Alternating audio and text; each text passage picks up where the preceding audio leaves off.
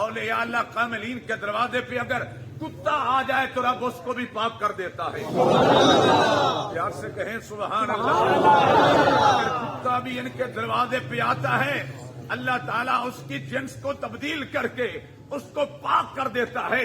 ارے وہ کتا تو بنی اسرائیل کی اولیاء کا ادب کرنے والا تھا.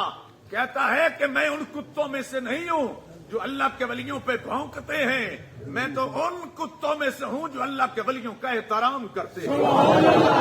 ارے وہ بندہ کتنا بدبخت ہے اور کتنا بد نصیب ہے جو اولیاء اللہ کے خلاف زبان درازی کرتا ہے. اس سے وہ کتا بدرجہ ہاں بہتر ہے جو اللہ تعالیٰ کے ولیوں کا ادب بھی کرتا ہے, احترام بھی کرتا ہے. اب اولیاء اللہ کسی غار میں پناہ لیتے ہیں. بات یہ ہے کہ ہم تو حضور کے چاہنے والے, وہ کتا دروازے پہ بیٹھ جاتا ہے, ابھی دروازے میں داخل نہیں ہوا. توجہ گرامی قدر حضرات, داخل نہیں ہوا, اللہ اسے پاک کر دیتا ہے.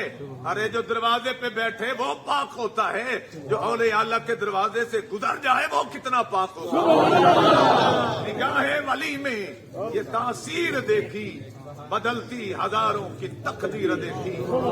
اس لیے حضرات, ارے کتے کا کام تو بھونکنا ہوتا ہے, لیکن وہ کتا کتنا اچھا تھا جو اللہ تعالیٰ کے ولیوں کے احترام کرتا ہے.